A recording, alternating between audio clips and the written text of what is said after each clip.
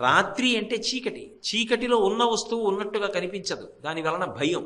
యథార్థమైన ఆత్మ తెలియకపోవడం వల్ల భయం. అసత్యమైన శరీరము సత్యం అనుకుని అది ఉండాలని కోరుకుంటాడు, కానీ అది ఉండదు, దాని ధర్మం అది వెళ్ళిపోతుంది. అందుకని భయం.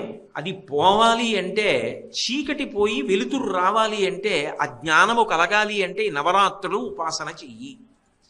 ఈ నవరాత్రులు ఉపాసన చేస్తే దేవి అనుగ్రహ శక్తి ఎలా వస్తుంది, భ్రమరాంబ ఎలా అనుగ్రహిస్తుంది, అది చెప్తున్నారు శంకరాచార్యులు వారు ఇక్కడ.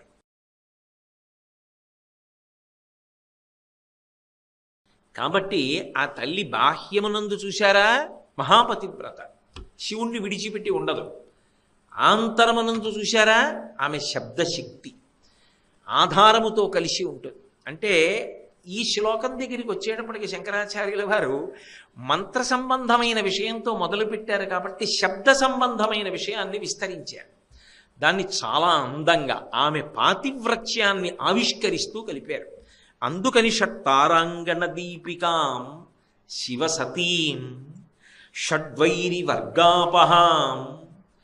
ఆమె యందు ఒక అద్భుతమైన శక్తి ఉంది. ఇది అనుగ్రహ శక్తి అంటారు. ఒక్కొక్క శక్తికి ఒక్కొక్క అనుగ్రహం ఉంటుంది అమ్మవారిది. ఈ అనుగ్రహ శక్తి ఏం చేస్తుందంటే, ఏవి పతనం చేసేస్తాయో వాటిని సాధన కింద మార్చేస్తుంది. ఇది కలగడం కోసమే అమ్మవారిని ఉపాసన చేస్తారు. నిజానికి దేని కొరకు భగవతిని ఉపాసన చెయ్యాలి? ప్రత్యేకించి శారదా నవరాత్రులు అని ఇప్పుడు ఎందుకు చెయ్యాలి అసలు ఈ 9 రోజులు?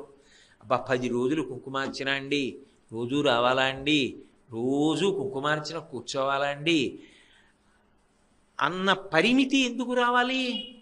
ఎందుకు శారదా నవరాత్రులన్నవి ఈ ఆశ్వీజ మాసంలో ప్రారంభంలో శుక్లపక్షంలో పెట్టారు అంటే, బ్రాహ్మీ ముహూర్తము అని ఒక ముహూర్తం ఉంటుంది, తెల్లవారుజాము కాలం. అది తనంత తానుగా పరమ పవిత్రం. ఆ సమయంలో మనసు లయమై దేన్ని మీరు పట్టుకున్నారో దాన్ని పట్టుకుంటుంది బాగా.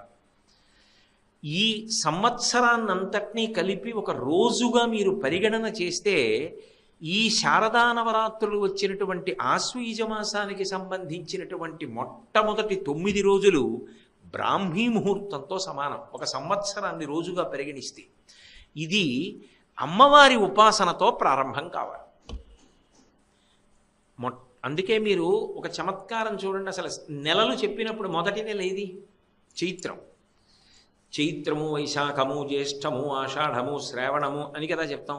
నక్షత్రాలు చెప్పారనుకోండి, మొదటి నక్షత్రం ఏది? అశ్విని. అశ్విని నక్షత్రంతో చంద్రుడు కూడాడు అనుకోండి, ఏ మాసం వస్తుంది? ఆశ్వీజ మాసం వస్తుంది. మొదటి నక్షత్రంతో కూడిన మాసం మొదటికి వచ్చిందా? రాలేదు. 27 నక్షత్రాల్లో 13 అటు 13 ఇటు వదిలితే చిత్తా నక్షత్రంతో కూడితే చైత్రమాసం మొదటికి వచ్చింది. ఉపాసనలో మాత్రం మొదటి మాసం ఏది అంటే ఆశ్వీజ మాసం.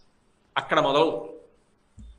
అందుకే ముందు గణపతి పూజ భాద్రపద మాసంలో విఘ్నేశ్వరుడికి, మహానుభావ ఏ విఘ్నాలు లేకుండా చెయ్యి అని ఆయనకు నమస్కారం పెట్టి శ్రీ గురుభ్యో నమః, ఆషాఢ మాసంలో గురువు గారికి నమస్కారం పెట్టి అమ్మవారి దగ్గరికి వచ్చి కూర్చుంటాడు. ఇది బ్రాహ్మీ ముహూర్తం సంవత్సరంలో. ఇప్పుడు అమ్మవారి ఉపాసన చేశారనుకోండి, ఉపాసన వలన ఫలితమేమి? నాకు మనవడు పుట్టాలండి, నాకు మనవరాలు పుట్టాలండి, నేను ఆరోగ్యంగా ఉండాలండి, మా ఆవిడ ఆరోగ్యంగా ఉండాలి, నా కుటుంబం సంతోషంగా ఉండాలి, అందరూ సంతోషంగా ఉండాలి. మంచిదే, అందులో తప్పేమీ లేదు, కోరవలసింది. అవి ఒక గృహస్థుకి ఉండవలసినటువంటి అవసరములు. అవి ఇవ్వడం పెద్ద కష్టము కాదు ఆవిడికి. ఆవిడ కామకోటి. అది కాదు, ఆవిడ మనిషి జన్మని మనిషి జన్మగా సార్థక్యమిస్తుంది. అది శారద. అందుకే మొదటి 3 రోజులు మహాకాళి, తర్వాత 3 రోజులు మహాలక్ష్మి, తర్వాత 3 రోజులు మహాసరస్వతి. 9 రోజులు అలా ఉపాసన చేస్తారు సరస్వతీ పూజ అని. ఎందుకని అంటే, ముందు మహాకాళీ స్వరూపాన్ని ఉపాసన చేసి దుర్గుణములను వదిలిపెట్టాలి. మహాలక్ష్మి ఉపాసన ద్వారా సుగుణములను అలవరుచుకోవాలి. సరస్వతి అనుగ్రహము వలన సిద్ధిని పొందాలి. అది నవరాత్రి క్రమం. అప్పుడు 9 ఏమైంది?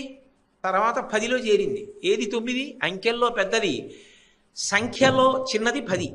ఒకటి పక్కన సున్నా అయిపోయింది. ఏదా ఒకటి? పరమాత్మ. దాని పక్కన పూర్ణత్వాన్ని పొందింది. పూర్ణమద పూర్ణమిదం పూర్ణాత్ పూర్ణముదచ్యతే పూర్ణస్య పూర్ణమాదాయ పూర్ణమేవావశిష్యతే. అందుకు నవరాత్రులు. రాత్రి ఏం చేస్తాం? పడుకుంటాం అప్పుడు ఇప్పుడు కూడా. మరి రాత్రులు ఏమిటి? రాత్రి అంటే చీకటి. చీకటిలో ఉన్న వస్తువు ఉన్నట్టుగా కనిపించదు, దాని వలన భయం. యథార్థమైన ఆత్మ తెలియకపోవడం వల్ల భయం. అసత్యమైన శరీరము సత్యం అనుకుని అది ఉండాలని కోరుకుంటాడు, కానీ అది ఉండదు, దాని ధర్మం అది వెళ్ళిపోతుంది. అందుకని భయం. అది పోవాలి అంటే, చీకటి పోయి వెలుతురు రావాలి అంటే, ఆ జ్ఞానము కలగాలి అంటే ఈ నవరాత్రులు ఉపాసన చెయ్యి. ఈ నవరాత్రులు ఉపాసన చేస్తే దేవి అనుగ్రహ శక్తి ఎలా వస్తుంది, భ్రమరాంబ ఎలా అనుగ్రహిస్తుంది, అది చెప్తున్నారు శంకరాచార్యులు వారు ఇక్కడ. అది ఆయన అంటారు, షడ్వైరి వర్గాపహాం, 6 శత్రువుల యొక్క సమూహమును తొలగిస్తుంది. మీరు బాగా పట్టుకోవాలి. ఎవరు ఆ 6 శత్రువులు? తొలగిస్తే ఏం చేయాలి? దాని స్థానంలో ఇంకొకటి పట్టుకొచ్చి పెట్టేసి దీన్ని తీసేయాలి అక్కడి నుంచి. కామ, క్రోధ, లోభ, మద, మోహ, మాత్సర్యములు, ఈ 6 శత్రువులు. ఈ 6 శత్రువులు ఎవరికి శత్రువులు అంటే నిజానికి జీవుడికి శత్రువులు. వాడు అధపతనం అయిపోవడానికి 6 కారణం అవుతాయి. ఇవ్వాలంటే ఈ శరీరంలో ఉన్నాడు, వచ్చే జన్మలలో వాడు సర్వనాశనం అయిపోయేటట్టుగా చెయ్యగలిగిన వాళ్ళు ఎవరంటే సమస్త పాపములకు మూలమైన వాళ్ళు ఈ 6. వాళ్ళు ఎక్కడి నుంచో బయట నుంచి రారు. కామక్రోధశ్చ లోభశ్చ దేహే తిష్టంతి తస్కరాహ జ్ఞానరత్నాపహారాయ తస్మాత్ జాగ్రత్త జాగ్రత్త. ఇక్కడే కూర్చుని ఉంటారు. అమ్మవారు ఏం చేస్తుంది? ఉపాసన చేస్తే, ఆవిడ్ని స్మరిస్తే, భక్తితో ఆమె మ్రోల నిలబడి నమస్కారం చేస్తే ఈ షడ్వైరి వర్గాపహాం వీటిని తీసేస్తుంది. ఎలా తీస్తుంది అంటే, ఎలా తీసేసుకోవాలో తెలిసేట్టు చేస్తుంది. అంతే చమత్కారం. అందుకే ఎప్పుడూ కూడా పూజంతా అయిన తర్వాత ఏం చెప్తారంటే ప్రచోదయాత్. ఏ లఘు గాయత్రి చెప్పండి, చివర ప్రచోదయాత్ ప్రచోదయాత్ తన్న రుద్ర ప్రచోదయాత్ తన్నో రుద్ర ఏదో దుర్గ ప్రచోదయాత్, ఏదో ఏ దేవతా స్వరూపాన్ని పూజ చేస్తే అది చెప్పి ప్రచోదయాత్, మా బుద్ధులను ప్రేరేపించుగాక. బుద్ధి యందు ప్రేరణ శక్తిగా నిలబడుతుంది. యాదేవి సర్వభూతేషు బుద్ధిరూపేణ సంస్థిత నమస్తస్యై నమస్తస్యై నమస్తస్యై నమో నమః. బుద్ధి ప్రచోదనం అవుతుంది. అయితే ఏమవుతుంది? దీని వలన ఏం పాడవుతున్నాడో తెలుసుకుంటున్నాడు, దీని వలన ఎలా బయటికి రావాలో తెలుసుకుంటాడు. అది అప్పటి వరకు తెలియక మగ్గిపోతాడు.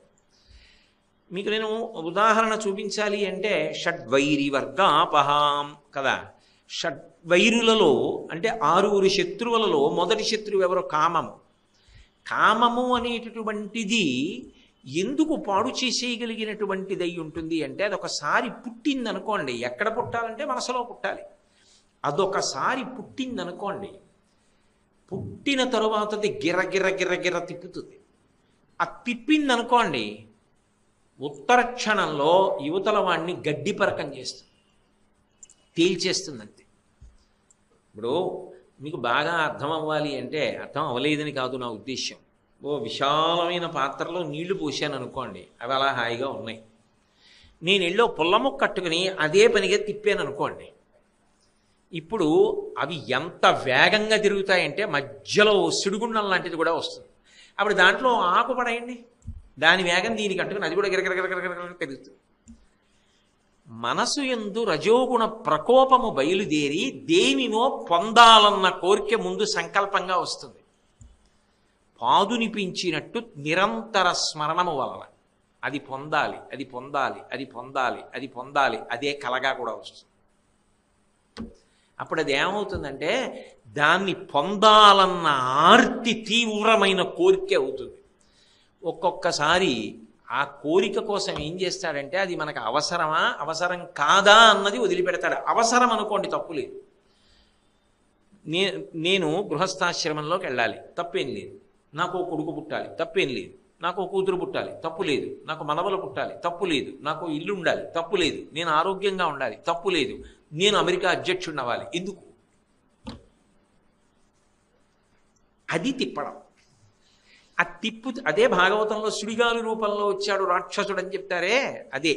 అందులో గడ్డి పరకలా తేలిపోయింది. తృణావర్తుడు, తృణము అంటే గడ్డి పరకన చేసి తిప్పేస్తుంది సుమాని. అలా తీసుకుపోతుంది పైకి. అది ఏం చేసింది? శనికృష్ణుడిని కూడా ఎత్తుకుపోయింది. ఆయన కావాలని ఏడిచేవాడు ఉంటే వాడిని చంపి ఆయన వస్తాడు. ఆయన కావాలని ఏడిచింది యశోద. అందుకని ఆయన ఏం చేశాడు? వాడిని పట్టుకు చంపేసి మళ్ళీ తాను తనంతగా యశోదకి దక్కాడు. ఆయన కావాలని లోపల ఆర్తి ఉంటే తృణావర్తుడు మరణిస్తాడు, మనం బ్రతుకుతాం. కామము ఎప్పుడు పట్టుకుంటుందో ఎవ్వరికీ తెలియదు. ఏదో చిన్న సంకల్పంగా వస్తుంది. అది సత్సంకల్పం అనుకోండి, మంచి గొడవ లేదు. నేను బాగా సంగీతం నేర్చుకోవాలి అనో పట్టుదల వచ్చింది అనుకోండి, మంచిది. నేను ఏది ఏమైనా సరే భ్రమరాంబాష్టకం కాగితం లేకుండా చదవాలన్నాను అనుకోండి, మంచిది. కానీ అక్కర్లేని విషయాల వైపుకి వెళ్ళిపోయింది అనుకోండి, అది తిప్పేస్తుంది. అలా తిప్పేయడం మొదలెట్టింది అనుకోండి, ఆయన ఏం చేస్తూ ఉంటాడు అంటే అగ్నిని ఆర్పడానికి నెయ్యి పోస్తూ ఉంటాడు.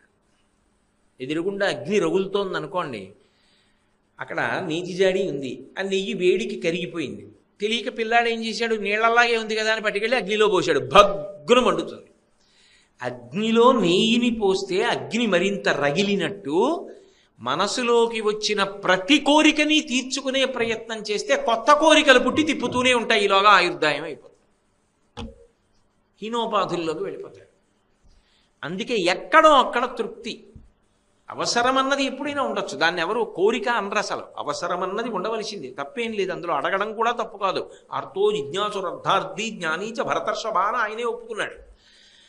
అది ఏం చేస్తుందంటే ఆ కామము నన్ను పట్టుకుంటోంది అని గ్రహిస్తాడు. అమ్మవారి అనుగ్రహం కలిగిందనుకోండి, నన్ను గడ్డిపరకని చేస్తోంది, నేను తిరుగుతున్నాను, అక్కరలేని విషయాల జోలికి నేను వెడుతున్నాను, నా జీవితం నిష్ప్రయోజనం అయిపోతుంది. ఇక మళ్ళీ ఇది రమ్మంటే వస్తుందన్న నమ్మకం ఏం లేదు మనుష్య జన్మ. మళ్ళీ నాకు స్వరపేటికి ఉంటుందని ఏమిటి నమ్మకం మిగిలిన ప్రాణులకు లేదు, నాకుంది. కాబట్టి నేను సద్వినియోగం చేసుకోవాలి. అప్పుడు ఏం చేస్తాడంటే ఈ కామాన్ని గెలవాలి అనుకున్నవాడు భగవద్ధ్యానమునందు ప్రవేశిస్తాడు.